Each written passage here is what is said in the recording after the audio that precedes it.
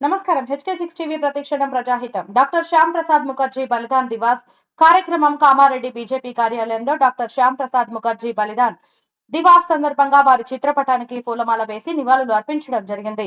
ఈ సందర్భంగా బీజేపీ జిల్లా ప్రధాన కార్యదర్శి నరేందర్ రెడ్డి మాట్లాడుతూ భారతీయ జనసంఘ్ వ్యవస్థాపకులు శ్యామ్ ప్రసాద్ ముఖర్జీ ఒక దేశానికి 2 రాజ్యాంగాలు, 2 జెండాలు, 2 ప్రధానులు ఒకే దేశంలో ఉండరాదని దేశవ్యాప్తంగా పెద్ద ఉద్యమం లేవదీసి మే 11, 1953న కాశ్మీర్లో ప్రవేశించినందుకు వేలాది మందితో ఢిల్లీ నుంచి రైలులో బయలుదేరగా జమ్మూ కాశ్మీర్ రాష్ట్ర పోలీసులు ఆయనను అరెస్టు చేసి శ్రీనగర్లో పాడుబడ్డ బంగ్లాలో బంధించారని, కానీ అనుమానాస్పద స్థితిలో 1953 జూన్ 23న అర్ధరాత్రి శ్యామ్ ప్రసాద్ ముఖర్జీ మరణించినట్లు అధికారులు ప్రకటించారని, ఆ మహనీయుడు కోరుకున్న ప్రకారం నేటి ప్రధాని నరేంద్ర మోదీ గారు ఆర్టికల్ 370 రద్దు చేసి వారి ఆశయాన్ని నెరవేర్చారు.